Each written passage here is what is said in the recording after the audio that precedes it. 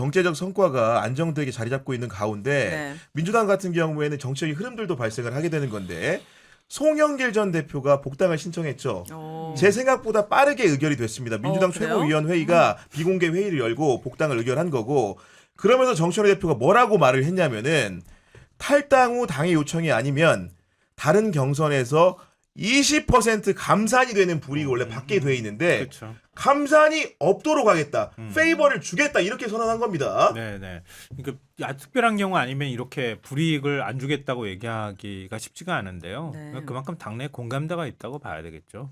물론 이제 송영길 대표 당시에 이제 전당대회 때 그때 의원들한테 금볼 뿌리는 거 그 사실에 관해서 뭐 논쟁하고 이렇게 되면은 얘기가 좀 다르지만 그런 게 문제가 아니라 일단은 사법적인 족쇄에서 벗어난 거잖아요. 무죄가 확정됐잖아요. 네. 그리고 선당후사의 정신으로 본인 스스로가 탈당을 하고 나갔던 것이기 때문에 뭐 복당은 예정된 것이었다 이렇게 봐야겠고요. 근데 그렇게 복당을 또 시켰다 그래서 또 개항으로 가라고 또 얘기한 것처럼 얘기하시는 분들이 계실까봐 얘기하는데 그것도 정청래 대표가 개항 가라고 또 얘기했다고 하시는 분들이 계실 것 같아서 얘기하는데 그거하고는 상관없을 것이다. 네. 그거는 아마 교통 정리될 거라고 봅니다. 네, 어쨌든 간에 그 20% 요인을 두고 사실은 이제 언론에서도 재미 삼아서 흥미 삼아서 많이 거론하기가 좋잖아요. 왜냐면은 기본적으로 경선에 참여한 불이익이 되기 때문에 그런 조건 자체를 나쁘게 얘기했는데 그런 부분들을 대표가 나서서 해결해 줬다라는 것들은 상징적인 의미가 존재하는 거 아니겠습니까? 그렇죠. 원래 개항 같은 경우에는 본인이 오랫동안 지역구로 있었던 데기 때문에 20%를 받아도 이길 수 있는 곳이 개항으로 한정될 수도 있는데 만약 저 20%라는 불이익이 없는 상황이라고 하면 조금 더 많은 선택지가 생기고 정확한 지적입니다. 교통 네. 정리가 조금 더 쉬워지도록 당 대표가 어떻게 보면은 좋은 결정을 했다라고 보이는 거죠. 그럼 네. 다른 데로 가란 얘기네. 족쇄가 없으니까요. 네 꿈을 네. 펼쳐봐 이렇게 되는 거죠. 지금 보니까 이렇게 되는 상황이라고 이해가 되는 건데 네. 어쨌든간은 또 이제 맞물려 가지고 송영길 전 대표에 대해서는 복당이 이루어졌고 민주당 공관위가 지방선거를 앞두고 처음으로 단수공천 1호를 발표했는데 네. 그 사람은 우상호 전 정무수석입니다. 경선도 없이 당수 공천한 거예요. 그렇죠. 네. 왜요? 경쟁자인 이광재 전 지사가 사실상 이렇게 지지선언을 했기 때문에 그렇구나. 경쟁이 없다고 보고 공관위가 파격적으로 빠르게 결정한 거죠. 강원도 그렇게 경쟁자가 많은 데는 아니에요. 아, 그래요?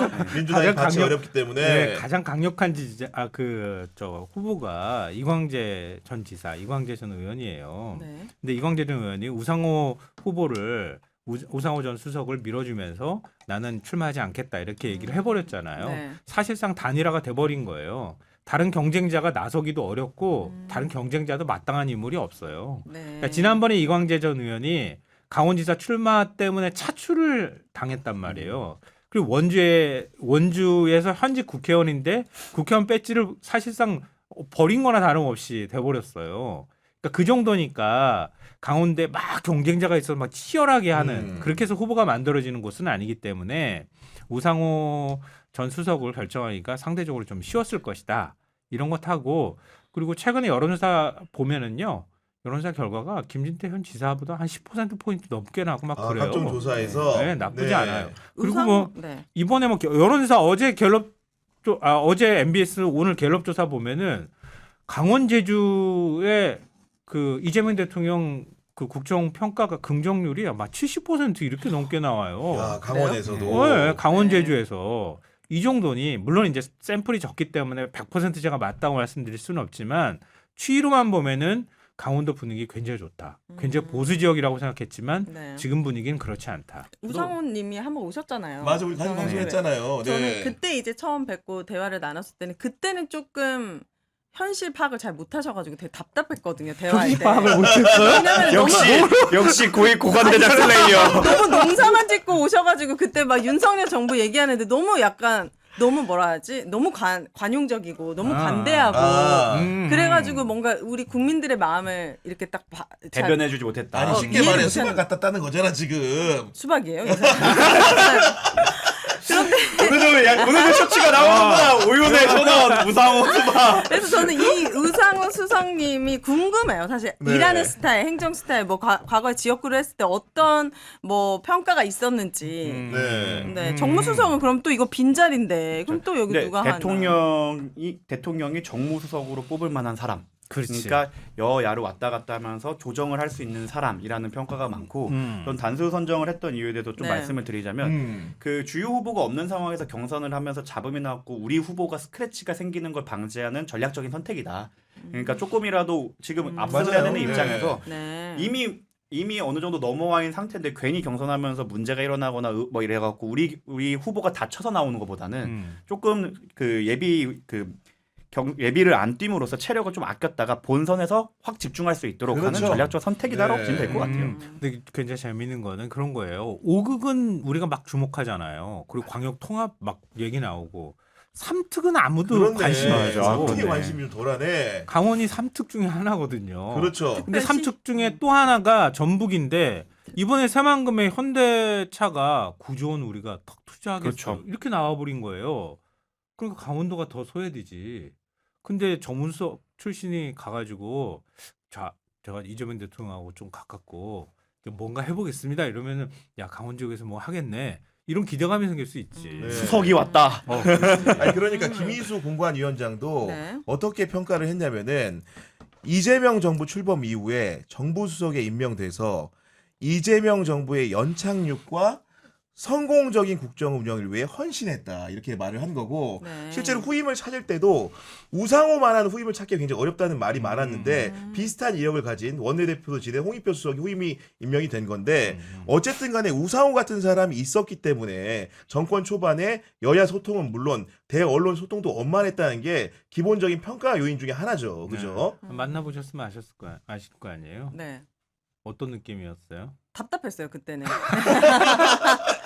그러니까 이거를 그때는. 얘기하면, 정무수석으로서 그런 오히려 성향이 더 좋은 거냐면 정무수석은 결과적으로 야당이랑도 협상을 해갖고 뭔가 일을 만들어가야 되는 사람이기 때문에 선봉장도 필요하지만 뒤에서 협상을 해갖고 일이 되게 하는 사람도 필요하잖아요. 그래서 무상호 원내수석이 제가 알기로는 이제 그쪽이랑도 그 관계들을 기름칠도 잘하고 사람들을 잘 설득하는 분이라 정무수석의 역할을 맡았던 거고 네. 강원도 같은 경우는 원래는 되게 보수적인 지역이잖아요. 맞아요. 그 사람들을 설득해내는 능력이 있을 때 그에서는 필요하시지. 그런 쪽에 조금 얘기를 더 잘 들어주는 그분이 어울리지 않을까라고 피해 실드를 쳐보겠습니다.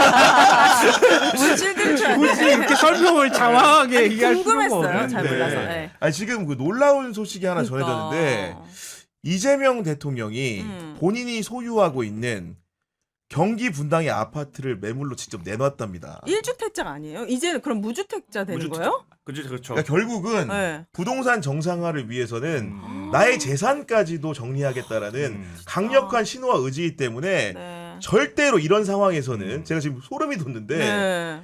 정부를 이길 수 없습니다. 와. 집도 내놓은 사람이에요. 네, 집도 내놓은 사람입니다. 그럼 이 중에서 이제- 그런 네. 용기를 가진 사람이 과연 있겠습니까? 네. 그럼 우리 대통령 집을 청와대로 만들어 드리면 어때요? 그 저런 계속 반응 나올 줄 알았어. 거주할 수 있도록. 아니면 이런 반응도 와. 있을 수 있지. 그래 집 한 채 있는 거 그거 팔게 하니까 좋냐? 이런 얘기 또 할 수도 있지. 저는 네? 한술 더 떠서 저 돈으로 또 주식하셔서 더 큰 돈 버셨으면 좋겠다.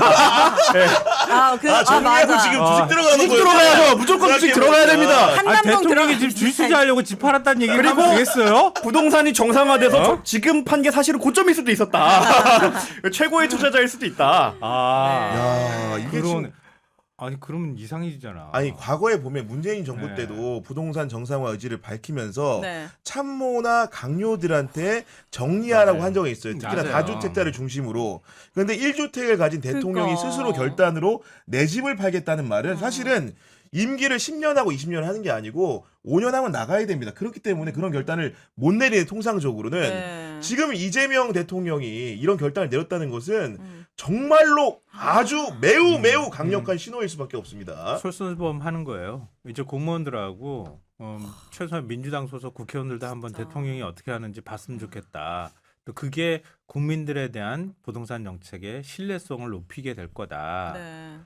이런 거고요. 그리고 이재명 대통령의 스타일인 것 같아요. 저 집 제가 사면 안 돼요? 이렇게 하는 거. 갑자기. 얼마나 싸게 정말 살라고 이거- 그러는데 싸진 않던데? 진짜 경쟁이 심할 것 같아요. 왜냐면 우와, 대통령이 이 살던 집이잖아. 살던 집이고 그리고 심지어 거기서 쭉 그 성장 정치인 아. 성장한 맞아요. 집이잖아요. 정치인으로서. 야 거기 또 너무 비싸게 부르는 사람 많은 거 아니야? 걱정이 되지. 경매로 기운 좋다 이런 얘기 들어보면 엄청 부를 것 프리미엄 같은데. 붙어가지고.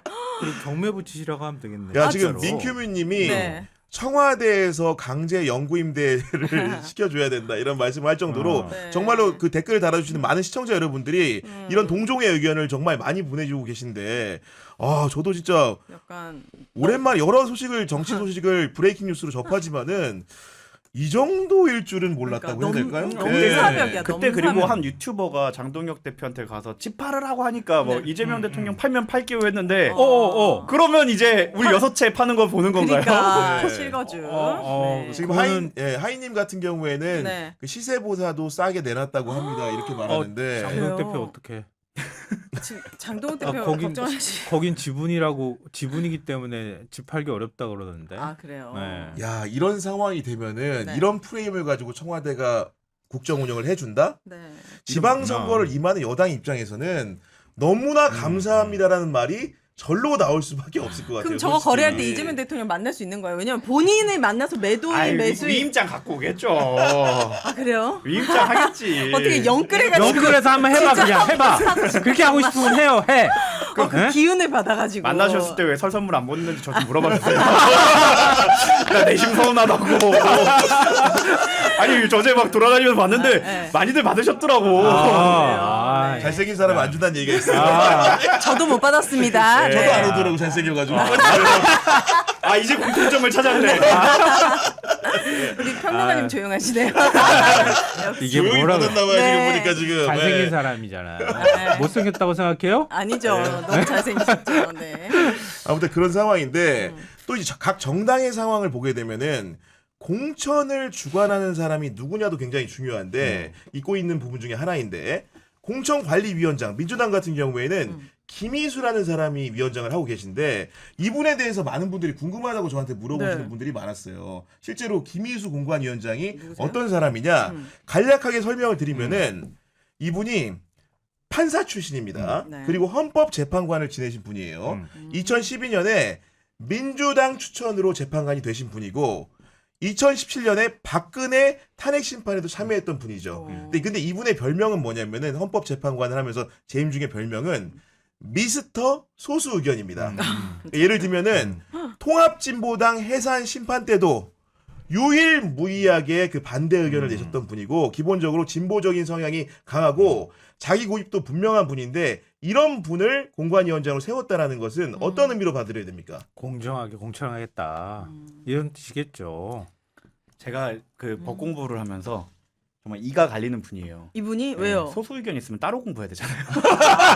그런데 헌재에도 소수 그러네. 의견 혼자만 낸 소수 의견이 근데 또 그렇게 많대요. 이게 아예 설득력 예. 없으면은 이거는 버리고 있는데 설득력 있게 또 되게 잘 쓰시니까 그래요. 네. 왜냐면 답안지 쓸 때 가점 받으려면 소수 의견도 좀 쓰면 가점 받거든요. 근데 이게 참 어렵게 했던 분인데 그만큼 소수 의견을 많이 썼다는 건 다수의 흐름에 따라가지 않고 눈치 안 보고 자기 하고 싶은 얘기를 그렇지. 한다는 거 논리적으로. 맞습니다. 네. 네. 그렇다는 얘기는 누가 전화해서 이게 대세인데 이럴 때 내 의견대로 하실 분이라는 거라고. 누가 좀 아까운데 네. 뭐 얘를 누구는 좀 봐주세요 이런 그렇지. 얘기들이 왔을 단통해. 때 네. 단호하게 소수 의견 내는 분이라는 거 쉽게 얘기하면 맞아요. 그런 말 아닙니까 지금? 그래요.